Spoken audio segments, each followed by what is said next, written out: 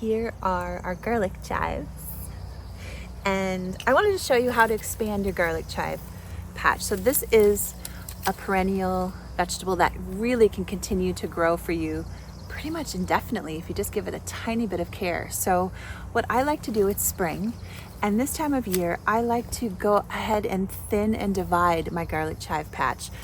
So nothing fancy. I find a nice established clump. I'm going to go ahead and go for this clump in the center. And I like to use a shovel just so I can get a good deep root ball on them. And you can go around on both sides. So I just kind of make a circle around the plant, trying to get as much of the root mass as I can. Just taking our time, watching how the plant's responding. Now I'm noticing as I rock that the whole plant is coming up, and that gives me a good cue that I have a sufficient amount of the roots freed up. And so then I just gently tease out this clump. And so from here, you can see the beautiful roots that it has. And what's so neat about both the PERMA scallions and the PERMA garlic is actually each one of these individual stalks can become its own plant.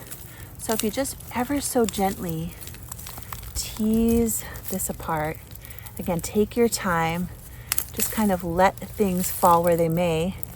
You can see I was able to get this clump, and I could even further divide it into separate, but I'm going to go ahead and plant this. It has a nice root mass, and so I'm going to plant this now and establish another clump of my PERMA garlic.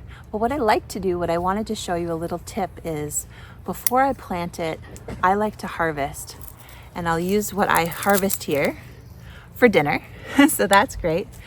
But whenever we are transplanting something, it's really nice to decrease the amount of foliage. You want to think about, you kind of want an equal amount of root mass for foliage.